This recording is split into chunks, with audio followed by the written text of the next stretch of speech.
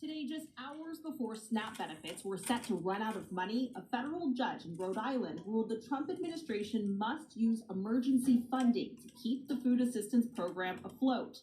The judge in this case deciding the suspension of SNAP funding is arbitrary and likely to cause irreparable harm, ordering the USDA to distribute the money as soon as possible. In a similar but separate case, a judge in Massachusetts ruled it's unlawful to cut SNAP funding but didn't specify how to fund it. Some 42 million Americans from just about every state rely on SNAP benefits to help put food on the table. The lawsuits follow an effort from Democrats demanding the USDA move money around. The money's there, and Trump has said, don't spend a dime. We want to use hungry people as hostages.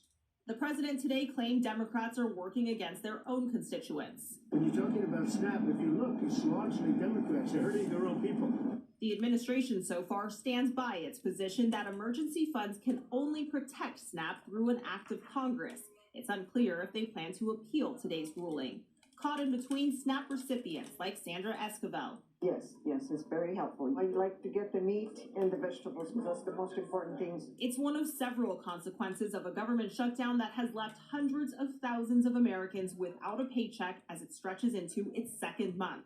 The sticking point, whether to negotiate extending Obamacare subsidies set to expire at the end of this year. If they do, healthcare premiums for the ACA's more than 20 million enrollees could skyrocket. I don't know if I've ever cried opening a letter from an insurancer before, but it happened this time. Stacey Cox says she currently pays about $500 to cover her and her husband, a premium set to jump to more than $2,000 a month next year. The House is scheduled to be in recess again next week for the 6th week in a row. Members of Congress continue to get paid through the shutdown.